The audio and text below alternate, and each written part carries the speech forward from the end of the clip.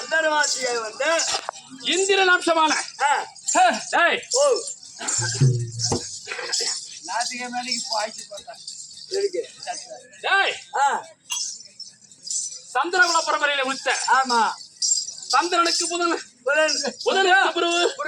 குருவுக்கு ஆயுவுக்கு நகுசன் நகுசருக்கு யயாதி யயாதிக்கு குருவருக்கு ஜெனமேஜனுக்கு பிரஜனுக்கு சயாதி சயாதிக்கு சாரூபனுக்கு ஜெயஜனுக்கு நயுதன் குருவருக்கு தேவாதி தேவாதிக்கு உஸ்திகன் உஸ்திகனுக்கு அரிசிகன் அரிசிகனுக்கு மதிவானம் மதிவானுக்கு திறன் திறனுக்கு நீலன் நீலனுக்கு துஷ்டேந்தன் துஷ்டேந்தனுக்கு பரதன் பரதனுக்கு பௌமன் பௌமனுக்கு அசுரவிக்கு சௌரணம் பௌமனுக்கு குரு பரிசுத்துக்கு பிரதிபன் சந்தன சந்தன சித்திரவீரனுக்கு பாண்டு மகாராஜனுக்கு அன்னையாகி பிரதானனுக்கு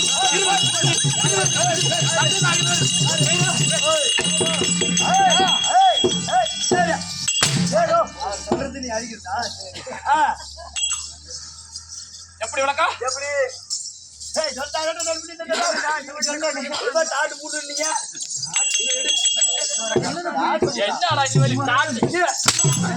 என்ன சொன்னது புரியல வழிவராத சந்திரங்கள பரம்பரையில உதித்த எழுந்து பெயரோ ஆருக்கு பிறந்த யாருங்க பாண்டு மகாராஜனுக்கு அன்னையாகிய பிரபானனுக்கும் இருவருக்கு முந்தி நடுநாயகம் அதாவது என் தாய் கணக்கு பார்த்தா நான் தான் சின்ன பிள்ளை என் சித்தன் மாத்திராஜனுக்கு பார்த்தா என் தம்பி சகாதவன் அதுல 2 பிள்ளை இதுல 3 பிள்ளை ஆக மொத்தம் நாங்க 5 பிள்ளையும் ஒரே அப்படி பார்க்கும்போது இருவருக்கு முந்தி நடுநாயகனாக பேரோ அர்ஜுனன் அர்ஜுனன்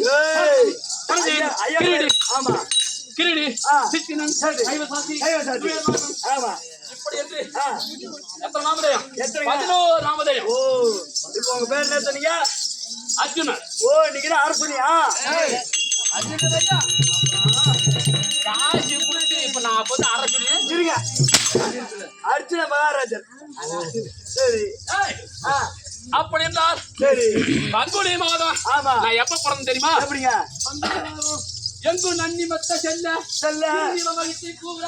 பங்குனி நிறைந்த திங்கள் ஆதவன் பயிலுனாலில் பெங்குனி வரிவில் ஏந்தி விஜயனு பிறந்தானே பக்குனன் என்ற நாமதேயம் படுத்திட்டேன் வில்லிபுத்திராரி அடிமையாயிருக்கார் எப்படி பங்குனி மாதம் உத்தராயணத்தில் என் தாய் ஒரு குழந்தை பிறந்தா அந்த குழந்தை எப்படி வருப்பார் வெளியே தாயுடைய கர்ப்பவனத்திலிருந்து வரும்போது அந்த குழந்தை எப்படி வரும் எப்படிங்க பூமியை கவர்ந்த வண்ணமாக வரும் சரி பூமியை கவர்ந்த வண்ணமாக வரும் நான் அப்படி வந்தவன் இல்ல என் தாய் முகத்தை பார்த்து இந்த வாட்டம் வந்தவன் பங்குனி மாதம் உத்தராயணத்தில் என் தாயை பார்த்த வண்ணமையால் பிறந்தார் எனக்கு பல்வரத்தை சேர்ந்த சமஞ்சயன் என்றால் எப்படிங்க தந்தை ஆகிய யாரு பாண்டு மகாராஜனுக்கு ராஜசூயாக செய்ய வேண்டும் அப்படி என்று எதிரிகளோடு சென்று தவறாக செய்து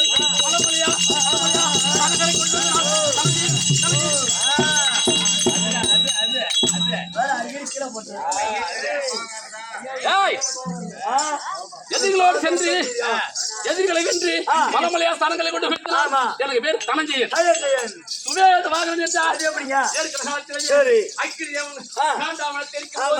உதவியா இருந்த காரணத்தினால் என் மாமாவாகிய பகவானுக்கு தேவதத்தன் சங்கம் எனக்கு என்ன கொடுத்தார் தெரியுமா முடியாத வில்லு எடுக்க எடுக்க குறையாத அம்பராது எப்படி இப்படி சொல்ல முடியாது அனைத்து கொள்ளும் கொடுத்திருக்கிறார் அதனால் சுவேத வாகனன் கிரீடி என்றால் மூன்றே முக்கால் தேவலோகத்திலேயே 3 கோடி நிவாத காலங்களை மனித காலத்தினால் அப்சமாவிலும் கூடிய தேவேந்திரன் 3 முக்கால் நேரம் கிருதி பட்டம் தெரியும் அப்படி என்று எனக்கு தேவலோகத்திலே கிருதி பட்டம் தெரிந்தார். கிருதி பட்டம் என்ன தெரியுமா 9 9 அதிகம் நான் சொல்லுங்க நாக்கு சிரிப்பாயிடுச்சு அப்படி நான் அரசனாக அரசாட்சி செய்யும் போது அங்கே எனக்கு இன்னொரு பேர் வந்தது. அந்த நேரத்தில் என்னை கண்ணுக்கு பார்த்து விட்டார் ஊர்வசி அம்மனானது. ஆஹா, இவன் தான் அர்ஜுனா, இப்பேற்பட்ட மன்னதற்கு ஒப்பாக இருக்கிறாரு. கொஞ்ச நேரம் சேர்ந்தாலும் இவனோட சேர வேண்டும் என்று என்னிடத்துல ஓடி வந்து, ஏ அர்ஜுனா, அர்ஜுனா என்னோட கூடுவாய் என்ற போது இன்னைக்கு ஒரு அர்த்தம் என்னன்னா, ஆம்பளை இச்சப்பட்டு சேர்ந்தா அது பாவம். ஆனா பெண்ணு ஒரு ஆட மேல இச்சப்பட்டு அவன் வரலன்னா அதை விட பெரிய பாவமே உலகத்துல இல்ல. இந்த மாதிரி பாவம் நீ செய்யறதுல என்ன பாவம்?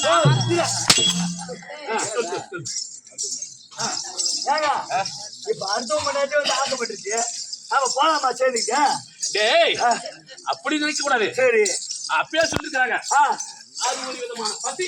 சரி, அந்த பசியை ஒரு பெண் வந்து ஒரு ஆடவனை கேட்காத இருந்தால் பாவம் இல்ல, கேட்டு விட்டு அது இல்லை என்றால் அது சரியான பாவம் நம்மள வந்து சேருமா? அது என்ன ஏன்னு கேளு, இது விஷ்ணு புராணத்துல இருக்குது. ஏன்னா அதே ஆண்மகன் அனாவசியம் வைக்கப்பட்டா அந்த பாவம் ஒண்ணு வந்து சேரும். நமக்கு ஆசைப்பட எண்ணம் கிடையாது, அவங்க ஆசைப்பட்டு விட்டா. ஏன்னா அந்த ஊர்வசி அம்மன் அர்ஜுனன் அழகா இருந்தார் பார்த்ததுனால, அதே பாவி இந்த அழகு இருந்ததுனால இல்லவா நீ என்ன வேணாம் அப்படி தெரிவித்தா. அப்படி என்று ஆணிலும் கூட்டில்லா பெண்ணிலும் கூட்டில்லா அழியா போடுறா சாபா.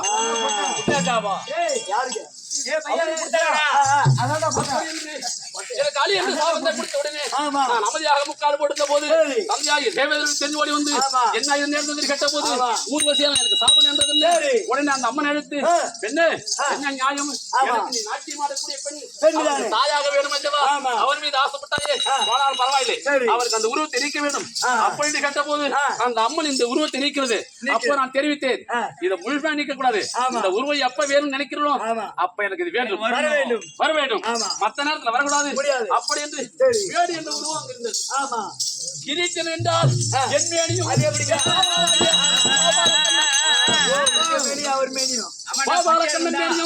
என் மேனியும் ஒரே வாட்டமாக இருக்கிறாரா. கிரீட்டினன் என்றும் சைவ சாட்சி என்றால் எங்களுக்கே சில சந்தேகம் வரும். எப்படின்னு என்ன புருஷன் யாரு அண்ணன் யாரு ரெண்டு பேரும் ஒரே கடல் வருவாங்க. சைவ சாட்சி என்றால் எப்படி என்றால் என்னையும் என் வில்லையும் என் சமயனும் எவன் ஒருவன் பயிற்சிதானோ அப்ப அவன் எவ்வளவு என்னையும் காண்டிபத்தையும் எவன் ஒருவன் பழிக்கிறானோ அப்பயும் அவன் எமபுராட்புவன். அதுதான் சைவ சாட்சி. இப்படியாக எனக்கு 11 நாமதே உண்டு. அதோட மட்டும் இல்ல, முன்னிலும் பின்னழகு, முதுகிலே மட்டிரை, தோளிலே சுலபம், நாவிலே நட்சத்திரம், பல்லிலே பரிசைவினை, பாதத்தில் சம்தாவரை, முழங்கால் முத்துமாலை,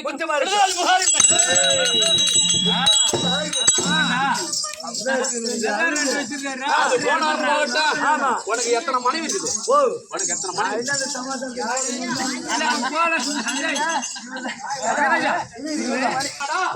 எனக்கு எத்தனை மனைவி தெரியுமா?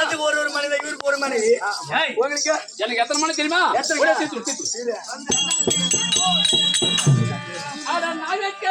போகவாதி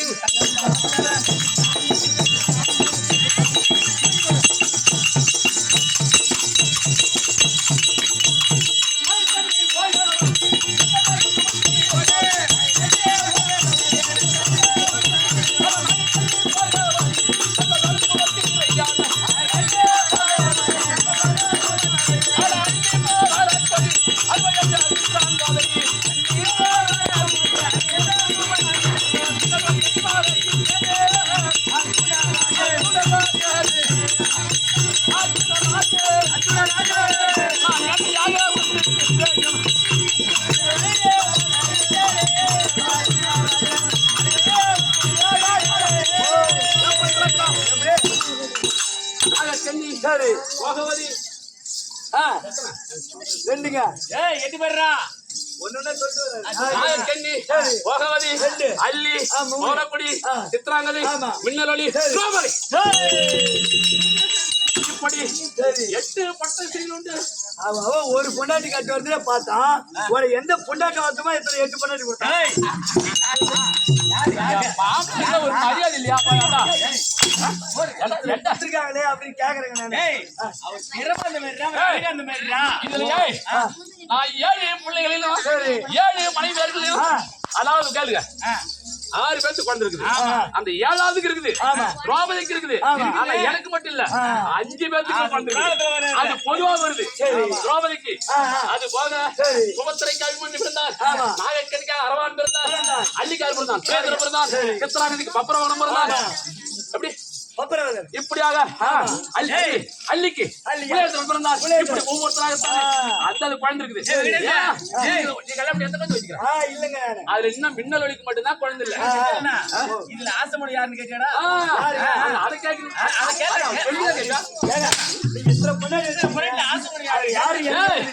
ஆசைக்கும் பாசத்திற்கும் நேசத்திற்கும் ஊரிய யார் தெரியுமா? தாயாதி தாய் மாமா யாரு தெரியாது? கோபாலக்கண்ணன். அவன் தங்கையாய் வெளிவரும்படியா யாரு தெரியுமா? யாரு? சுபத்திரை. எப்படி? சுபத்திரை. அவதான் காந்தர் விவாகம் செய்து எத்தனை பெண்கள் எனக்கு இருந்தால்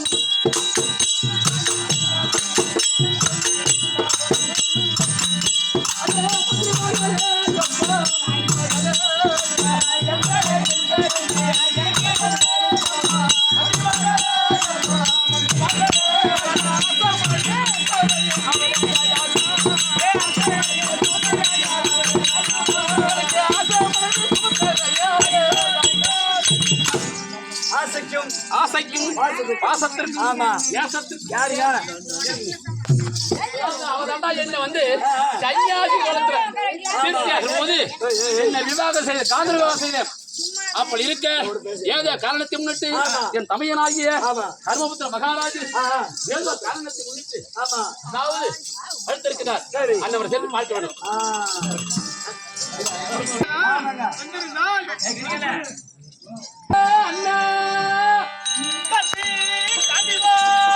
வணக்கம் வணக்கம் வணக்கம்ண்ணா. அண்ணா அண்ணா பொறுமை கூணம் படைத்து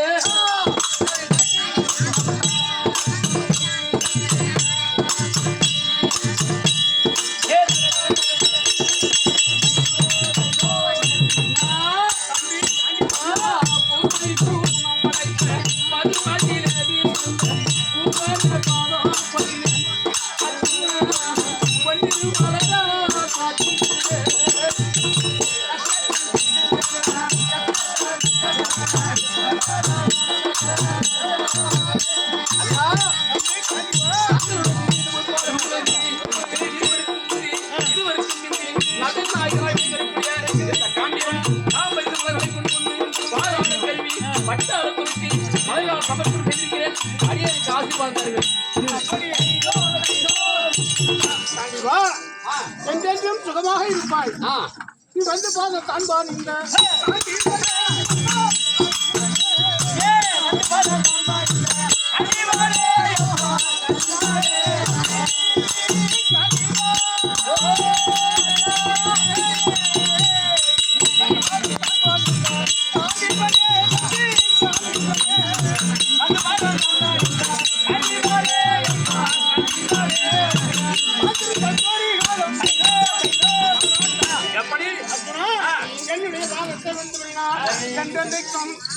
வீரனாகவே வாழ்ந்திருப்பாய். அண்ணா கேட்கலாமா?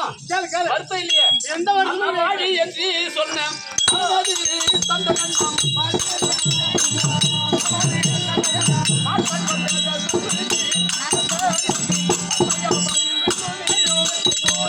அண்ணா என்ன வாடி என்று சொல்லி நல்ல ஆசீர்வாதத்தோடு அழைத்த நீங்கள் எதற்காக இந்த வர சொன்னீங்க?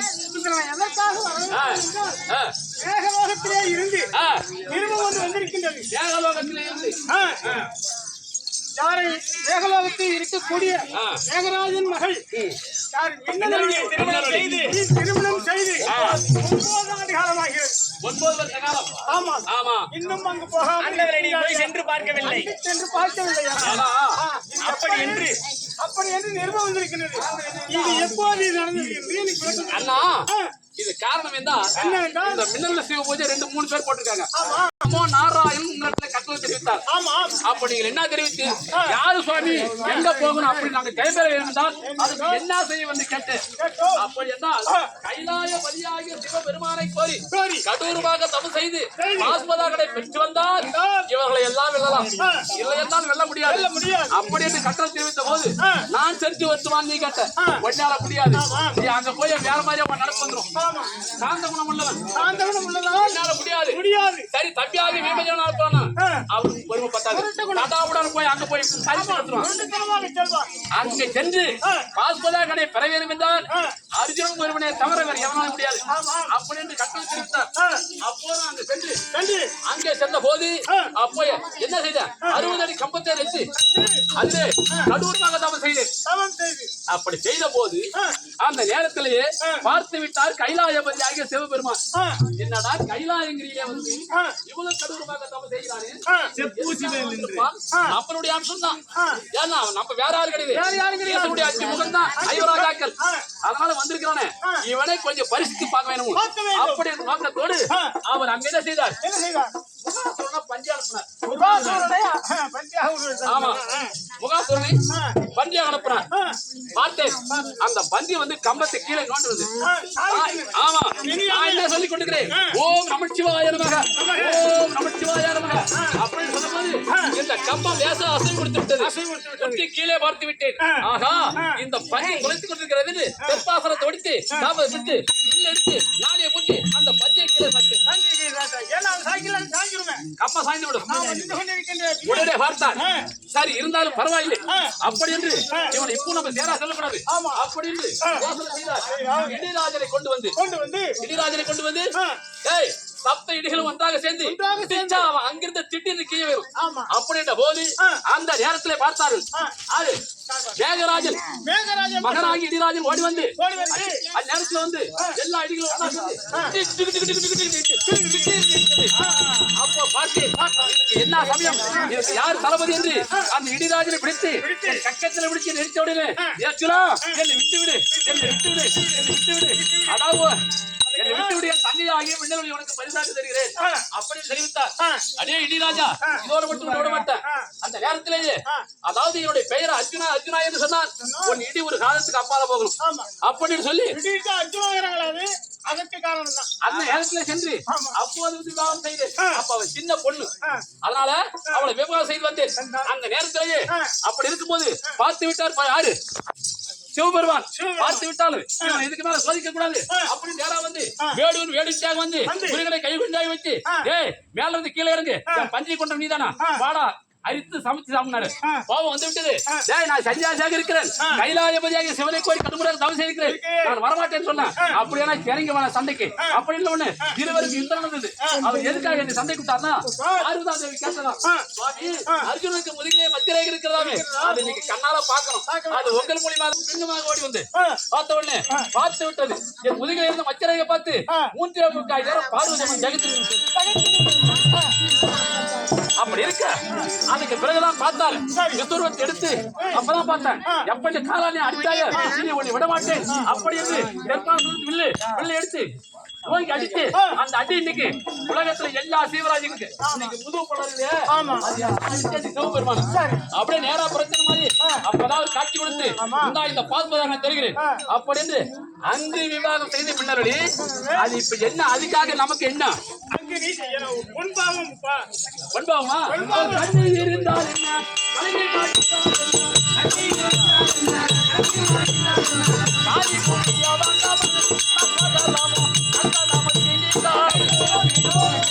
செத்தா என்ன இருந்தா என்ன நாம என்ன சபதம் போட்டு வந்தோம் அது நடக்கும்.